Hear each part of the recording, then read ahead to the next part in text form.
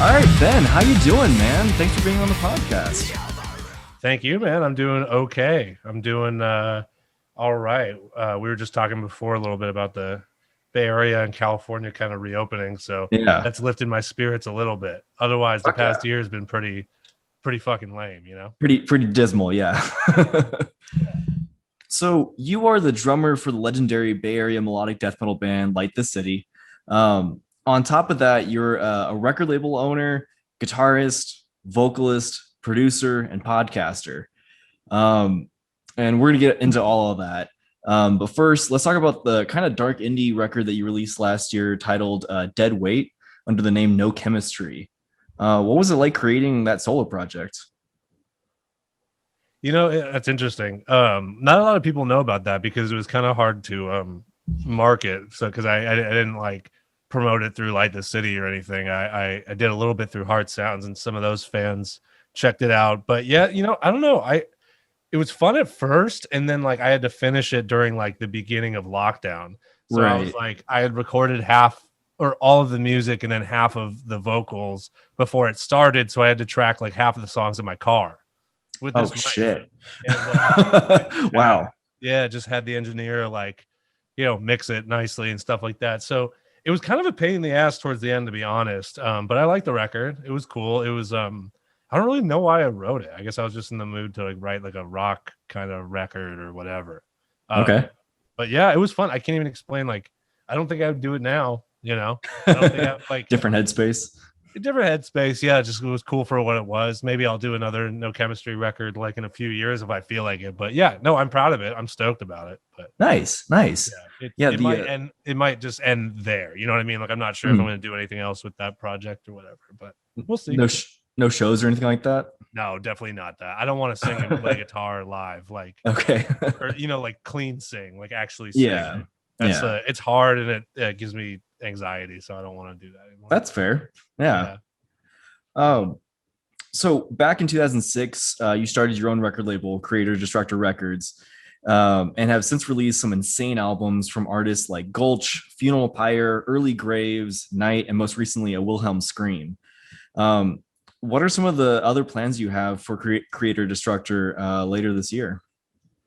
Yeah, God, I mean, you know, the Wilhelm reissues just came in and they look awesome. I have I won't bore you, but I got right here. But yeah, you know, that was like 6-8 months in the making, a lot of work. So those are all shipping out. That was a big thing. For the rest of this year, in terms of new releases, what is it right now? June. It's honestly, there's a new record coming out by this Australian death metal band called Mental Cavity. Oh, sick. That record's super sick. That's coming out later this month. And then recently I put out this 7-inch by this hardcore band from Sacramento called Extinguish. It's super heavy hardcore. And those records are finally arriving next month. But that's like a newer release. The rest of the year, though, I'm just kind of focusing on represses. Okay. You know, because vinyl's really backed up right now. So there's like a Scalp repress, a Tsunami repress, a few more, honestly. So, but there's some new releases planned for early 2022. One by a very big band that I won't mention right now to confirm anything. But you know, it's going to be super sick. So we're already planning that. So awesome, man! I'm stoked for you. Thank you. Yeah, it's always busy, man. It's still labor of love, and I still, you know, do all this myself. But it's still fun, so that's cool. Nice. Yeah. I missed out on the Wilhelm Scream represses. I keep looking like every day. I'm like, did I just somehow miss the link or something? But now I fucked up. I missed it. I got some extras. I'll put some aside from you. It's all good. Oh, hell yeah. Thank you, man. As part of Creator-Destructor Records, you've also had a podcast where you've interviewed tons of people like Kill Priest, The Story So Far, The Black Dahlia Murder, and Strung Out. Who would be like a dream guest for you on your podcast? You know, I don't know. Like Killer Priest was super crazy. It's, you know, I love hip hop, so doing more of that would really be the thing I'm most interested in. But it's kind of hard because it's not a hip hop label, and some metalheads and hardcore kids like rap, but it's like it's just harder to kind of promote and be and like I want it to get as many views and listens as possible. But I mean, if I had to answer truthfully, it'd be like, it'd be more of the Wu-Tang guys or one of the Griselda dudes or, just a lot of MCs out there right now. Hold on, I'm gonna shut off my email so that doesn't ding. But in terms of bands, like I'm not sure. Like, I mean, God, I don't want to sound corny, like saying something huge, so I won't do that. But like, I don't know. I think it would be cool to interview Brett from Epitaph Oh, about cool. Bad Religion and Epitaph. That would be a really fun one because I knew him years ago when he put out the Heart Sounds records, and that would be fun. But I don't know. It's a good question, man. I'll have Nice. to think about it more. If I can get all 10 Wu-Tang guys on the podcast, That'd that be would be fucking wild. that'd be great. It'll never happen, but one can Right. dream. Yeah. Earlier this year, you announced your old school hip hop beats project, Dark Intentions. How long have you been producing for? Oh wow, you go deep, man. You go real Trying. deep. Yeah, that's funny. That's super casual. I just started making beats like a year and a half ago or something, just slowly, and I have maybe 30 or 40 of them. But my buddy Alex, who runs Ugly Owl Films, he has been doing these cool visuals. So I've been trying to put out the beats like on Instagram more frequently because I have a bunch. But yeah, I just, like I said, I love hip hop, and I got super into like making beats, making different kind of music than just like guitar music or heavy distorted rock music in some kind of way. Right. So it's like a totally different process, a totally different mindset, and so that was like new and creative to me. So I found myself listening to so much hip hop, like maybe 80% of the time, that it just naturally made me want to make beats. I'll never rap. I'll never do that to myself. But right. I couldn't cross that boundary. I just couldn't do it. But and I don't want to. But making beats is sick. So we'll see. Nice. I'm just having a lot of fun with it. And I thought I'd make these like cool videos with Alex, and I don't know, just put them out there for fun. I have no agenda with it. That's cool. Yeah. Are you gonna ever try to get try to sell them to rappers, or have you sold any yet or anything like that? No, and I haven't tried to. I totally would. I mean, I would give them away to anyone that was like decent in the slightest bit and wanted them, because I'm not doing anything. They don't take a ton of time to make. Right. That's kind of how those go though. But I totally would. I just haven't tried. It's something in the next like 5-10 years I kind of want to break into a bit, Nice. Yeah, but we'll see. It's a long I know from my beginnings with like metal and punk that like diving into any new kind of like genre, if you make music, is like you just know you're gonna like make mistakes and not be great. So I don't want to like put too much out there or just like gotcha hit everyone up before I know they're just like really, really good beats. I mean, I like them, but yeah, you know what I'm saying. Yeah, that's fair. Yeah. That's fair. Yeah. How long have you been producing for? Just like a year. Oh, that's it. Oh, wow. I started at the beat right before, right after the lockdown, I think. Oh, okay. Yeah. Sick. Yeah. Nice. Yeah. Now for years you've been working with the incredible website Bandcamp, which has acted as like the main streaming service and online shop for thousands and thousands of underground artists around the world. During the pandemic, the site started the Bandcamp Fridays, which is where the site waives its commission from any purchases made on the site. And it's helped out artists like exponentially. Are there any other cool plans that Bandcamp has in store for us that you can talk about? I mean, I can't really talk about. They always have a lot of crazy things planned, and they're always evolving and all that stuff. But yeah, nothing I could speak of right now. Okay. Okay. But that's fair. But yeah, I mean, those Bandcamp Fridays are amazing. They have been amazing. They've been amazing for the label too. I mean, there's artists and labels just kill it on those Fridays, and it has helped a lot in the last year. Like supplement the income from touring that's not there. I mean, that was the whole idea behind it. Right. So, but no, I mean, I will say, they always have crazy stuff planned. So it's super rad. Yeah. Do you think Bandcamp Fridays are going to continue on, or is there I think because there's like a last date for it, right? But that's gotten extended a couple of times, I think, right? Yeah, there was a newsletter that went out. I'm not actually totally sure how long they're going to do it, but I know it's not stopping super soon. Okay. Like that. Yeah. But definitely support that stuff. Like, I mean, support Bandcamp and music all the time, but those Fridays are great. And 100% of the sales, like you said, do go to the artist. So yeah, those are cool. I like seeing labels and artists just like promoting tons of stuff on those days. Yeah. It seems like it's become like part of like a promotional schedule for some people. You know, they want to release things by Bandcamp Friday, and that's awesome. Yeah, So totally, yeah, totally. It's great, man. It's just a great thing to see. So nice. yeah.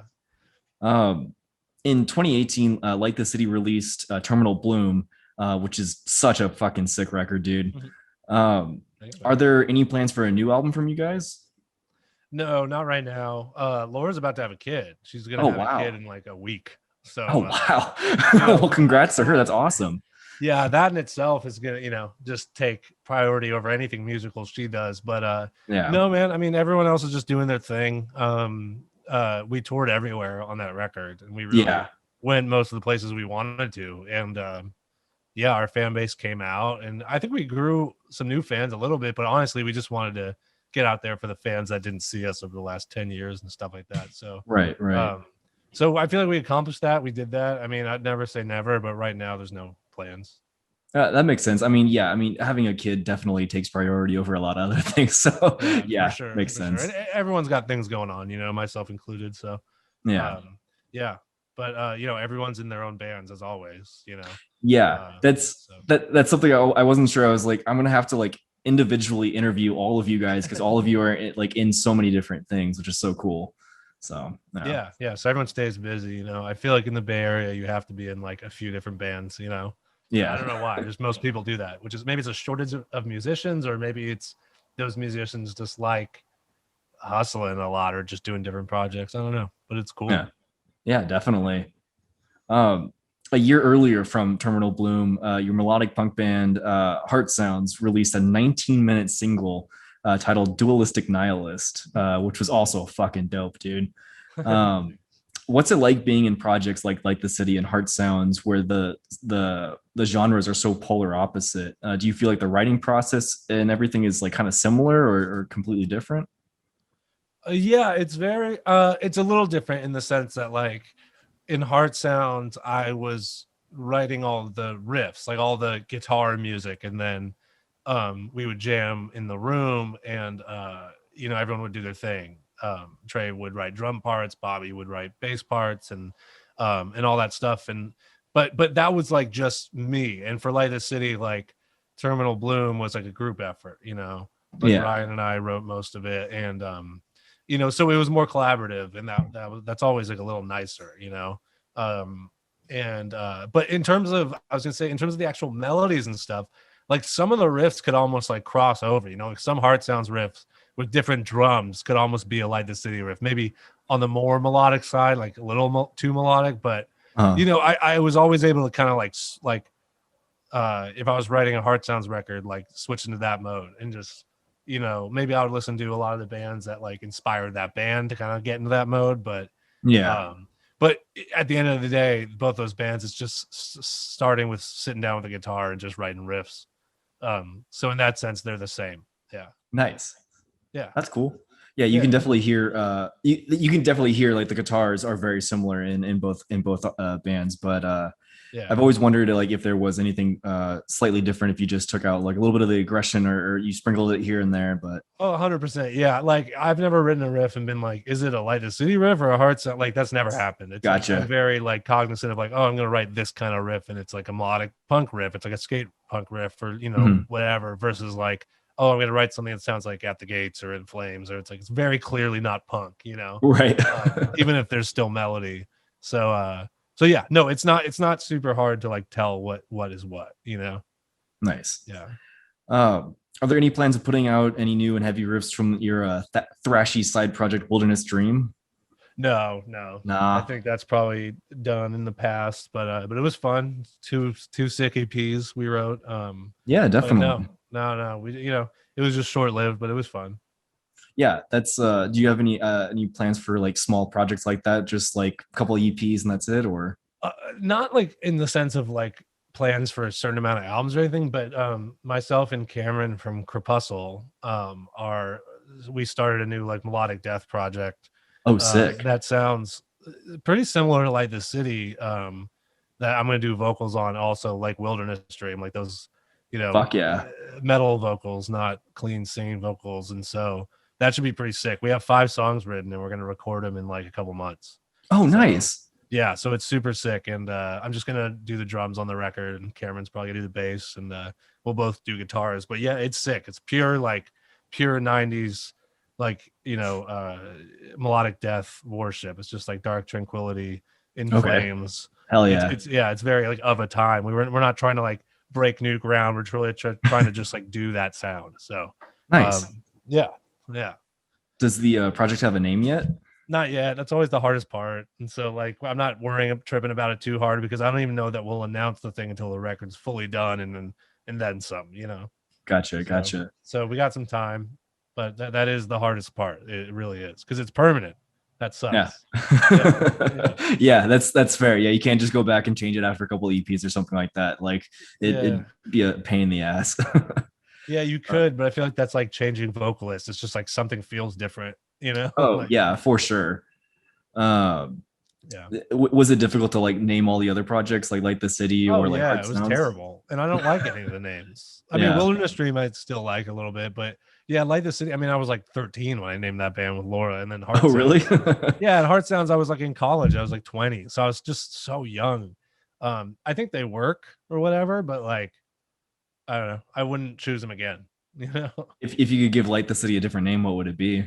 Something more metal, because it just sounds like Seosin or like one of those bands, like I guess it sounds like that kind of like screamo. Light the City just sounds like I don't know. I mean, there's dozens of names that are like it's something this, something that. Yeah, a Skylit Drive, or like all these. Or I don't even know if that's a band, but you know what I mean. Like, right. Like there's, it's a name of the time period, and I don't think it's accurate to the sound. Okay, so, I feel you. Yeah. Wait, so like where did like the Heart Sounds name come from then? I don't even know. I just know we wanted a one-word name that was just like encompassing of like, I don't even know. Just like, I guess the band was about more personal stuff or more vulnerable or something. But to me, it's like, it's too soft of a name. Again, I would have chosen something a little edgier. Okay. Okay. Yeah, I can see that. Yeah.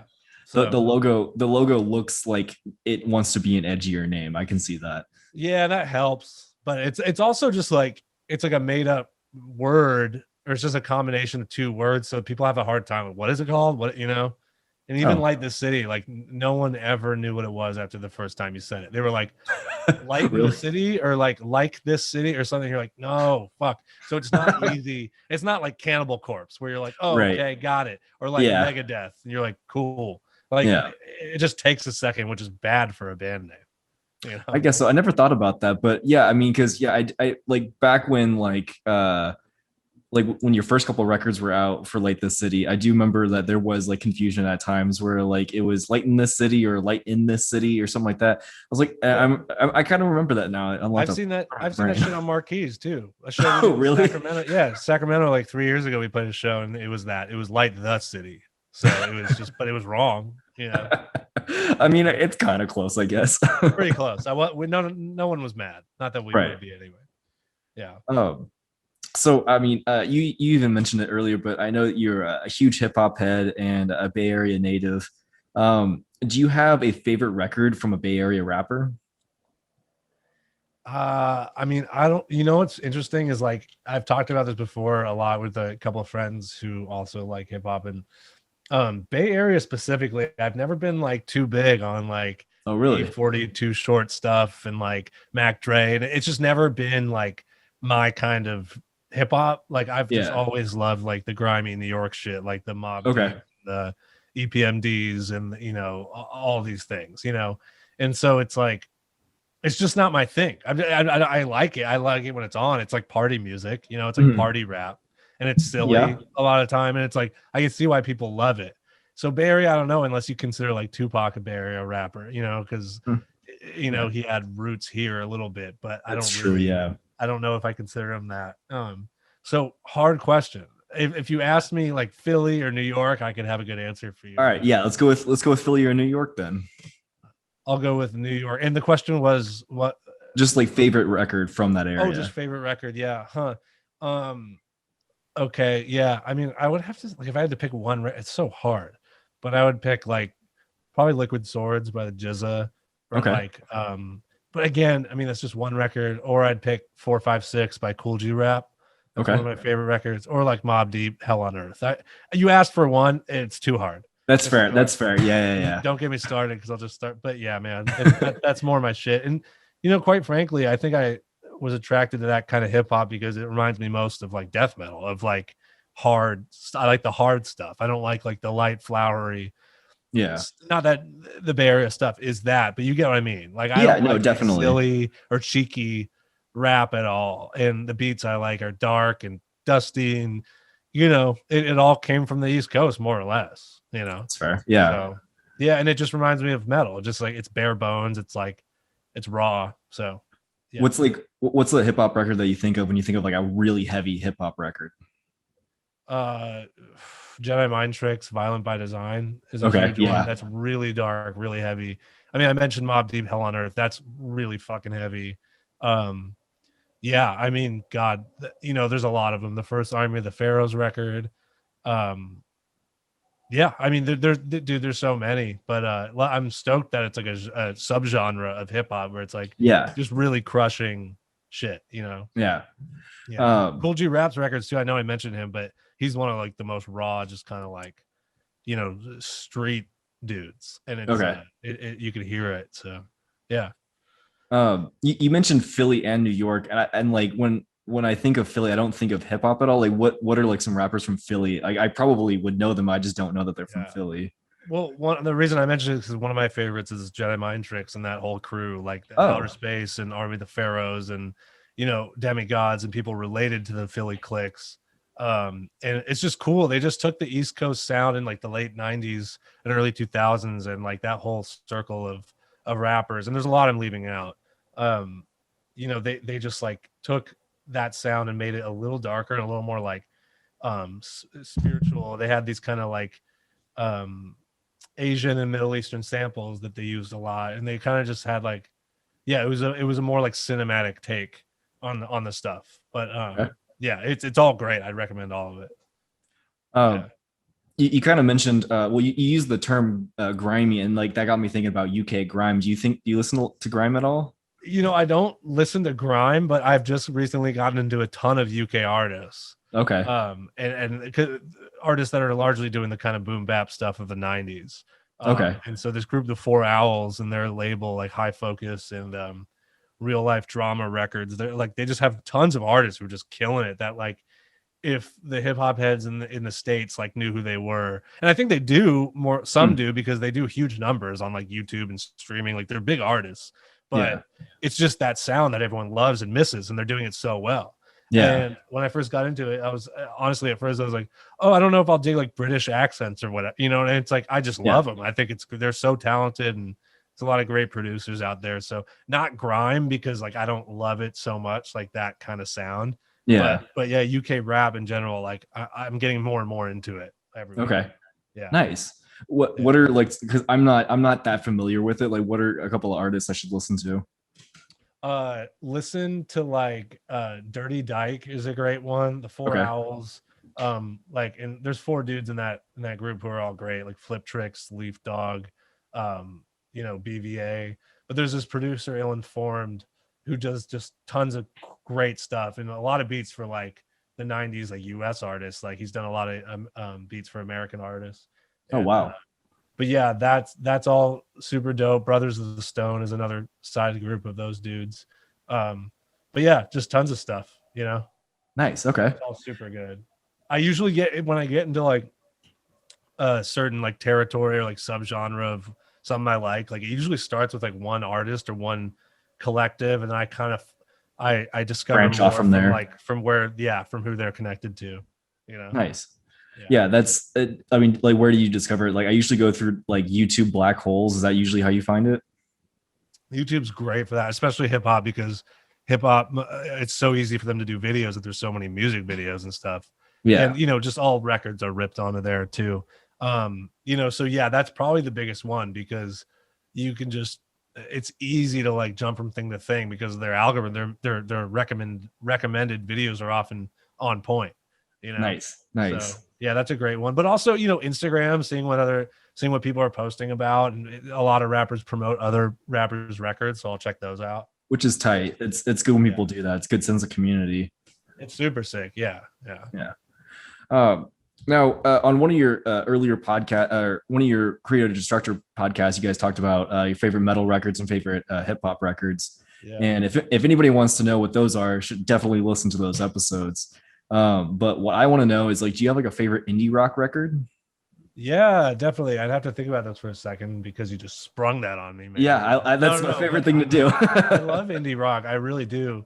And I don't know who, like, I think all this qualifies as indie rock, but like, I mean, I really, really love that second Hop Along full length. Okay. Wow. Yeah. Like that record just blew my fucking mind when it came out. But I love old Death Cab stuff, like Transatlanticism and stuff like that. I love The National. That's not so indie, like a major band, so is Death Cab. But like, in terms of that sound, like Nada Surf, I love, one of my favorite bands. I don't think I know them. Nada Surf, really? They're like from the 90s. Remember that song, like Popular? That was their song.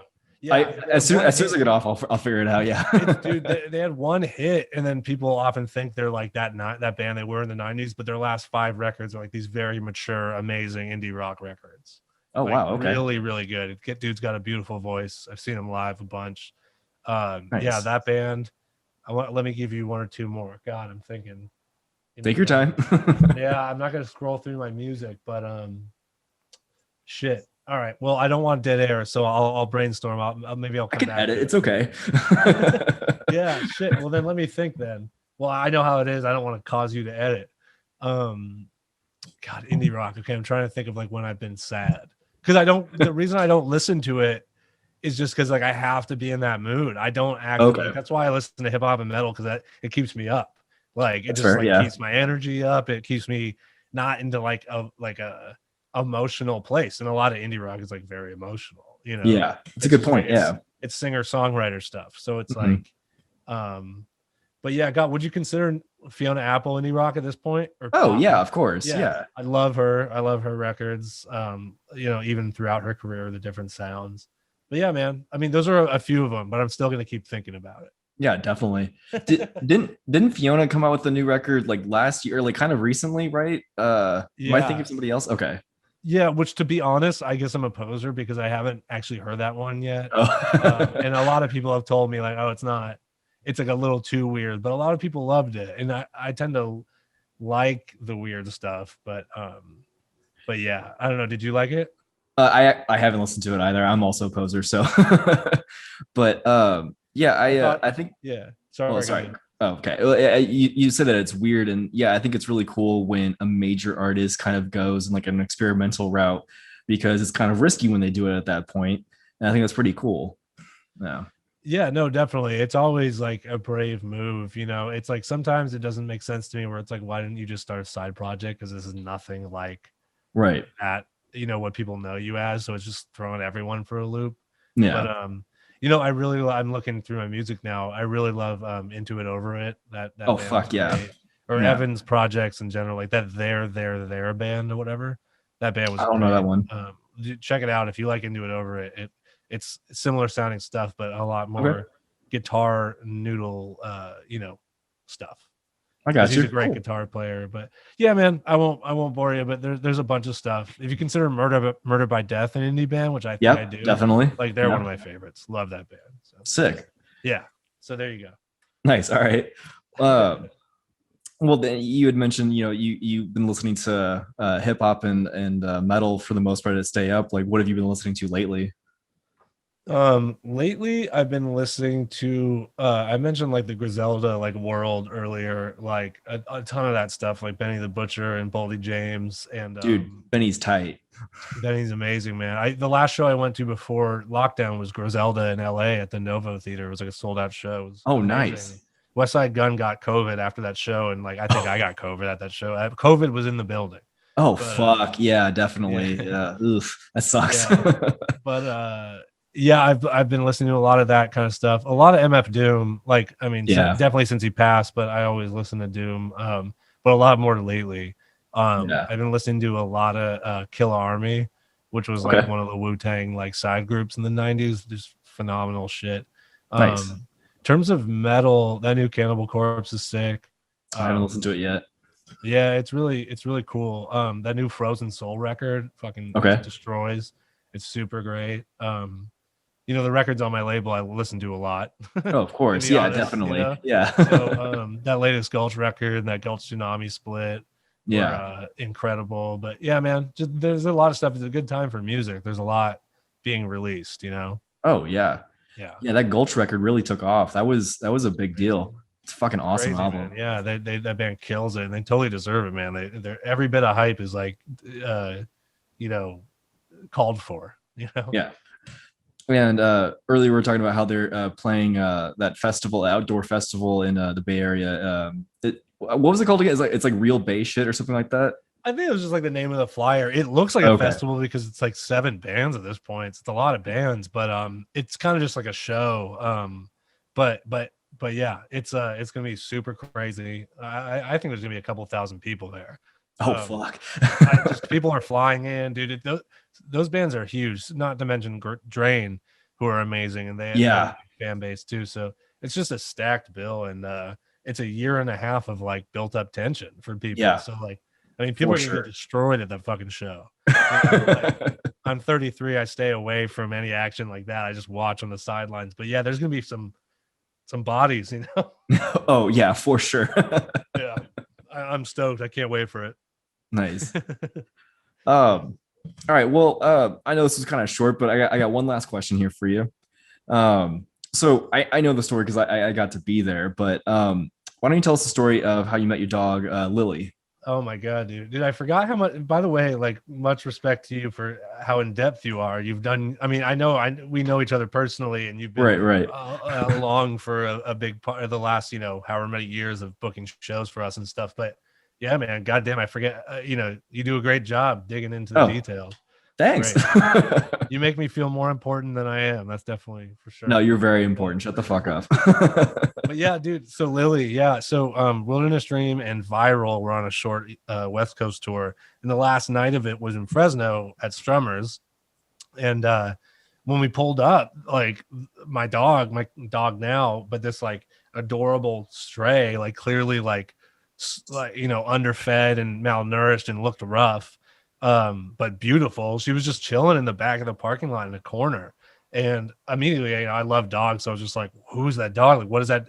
How long has that dog been there? And I think you or someone else, the security guard was like, it's been there for like a day or two. Like, it just won't leave. It's just chilling there. And I'm like, oh my God. I'm like, dude, does anyone have an issue if I take that dog? Because whether I keep it for myself or I find a home for it, I'm not letting the cops take it and put it down. Right. Or like Yeah, exactly. I just like can't let that happen. And it was last night of tour, so we were just going home that night.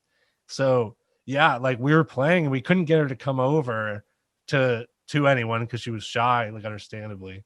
And then you, like while we were playing, you I think and someone else like got her to like slowly come over so that we could like tie her up and get a leash on her. Yeah. And then you told me that right before our set, and I was like, fuck yeah, because at that point I knew like, okay, like I'm gonna take this dog. This fucking rules. Right. And there was clearly no sign of this being someone's dog. Like this was an abandoned Right. dog. And that's very common in Fresno. There's so many strays that get abandoned. Like a lot of people I know have dogs from Fresno. Oh, really? Oh, wow. Yeah, Laura included. But oh, wow. I didn't know that. Yeah, and what's weirder is they all kind of look similar. Like they have similar markings like Lily. And I'm wondering, like, is there a few people that are just breeding these beautiful dogs and like leaving them places? But weird. Anyways, took her home and like right away, obviously like the story goes with most people, like I connected with her, bonded right away. So I was like, okay, I'm gonna keep this fucking dog. And the last piece of the puzzle was just like, I hope she's not chipped. Like I hope this isn't someone's dog because I already love this dog and it wasn't being taken care of. So fuck that, Yeah. Luckily she wasn't chipped. So I was like, all right, great. And yeah, the rest is history, man. Like 4 years later now, it's fucking, she's the best. Awesome. The fucking best. I don't know if I can call her. Lily, come here. Lily. I don't know if she might be sleeping. So she can't be bothered. now she's spoiled and she's just like, Yeah. It's classic. But yeah, dude, it's great. It's been a game changer, honestly. Awesome. Yeah, that was a crazy way to show up to the venue because I get there for load in and like there was a car, like an abandoned car in the parking lot and like the windshield was missing, I think is what it was. Yeah, And and I think there was some like dog food in there. I think It so, yeah. seemed like, oh, like someone like left her with some food or something. Yeah, I've got no Yeah. clue what the fuck meth It was head sad. shit It looked happened there. weird, Yeah. you know. Yeah. So yeah, there were enough signs where I was like, okay, fuck this. Yeah. You know, this It's dog's gonna have awesome. a better life if I take it in any capacity. Yeah. Like, Yeah. And all the pictures you post are like super cute. So yeah. It's all thanks, right. man. It's Yeah, great. well, she's all filled out now and happy and healthy. So yeah, dude. I owe you. I appreciate you for your help with that. Like, I don't know if we would have gotten it done without you. So Yeah, I mean, like, and just like you said, like, there's no way we could have let the dog just stay out there, or, like, let the cops take it or something like that. So yeah, that wasn't gonna happen. And you had a great opportunity, and it's perfect. So yeah, I always wanted a dog and to have a rescue because there's too many dogs out there, obviously, yeah, without homes, and so it just worked out perfectly. But yeah, it was a very magical night. I think about it often, you know. It's nice. it's crazy. Yeah. Awesome, man. Well, I'll let you get back to it. But before we go, is there anything else you wanted to bring up? Anything you want to plug? Anything you want to talk about? No, man. I mean, I'll keep it short. Just like check out Creator-Destructor Records on Instagram. If you search it, you'll find it. But yeah, that's kind of the hub of most things I'm doing these days. In any kind of form. So check that out, and I think you'll like the bands if you like heavy music or punk music and stuff like that. And yeah, that's it, man. Awesome. Well, thank you so much for hanging out and talking with me. Hopefully, we'll hang out again soon, actually in person. But until then, man, take care. Most definitely, dude. Thank you. Peace. Bye. Thank you so much for checking out the latest episode of RAD Chat featuring Ben Murray of Creator-Destructor Records, Light the City, and so many other projects. Make sure to check out all the links in the description for all of Ben's projects, as well as RAD music. We've got some merch available at our store. And make sure to follow and subscribe.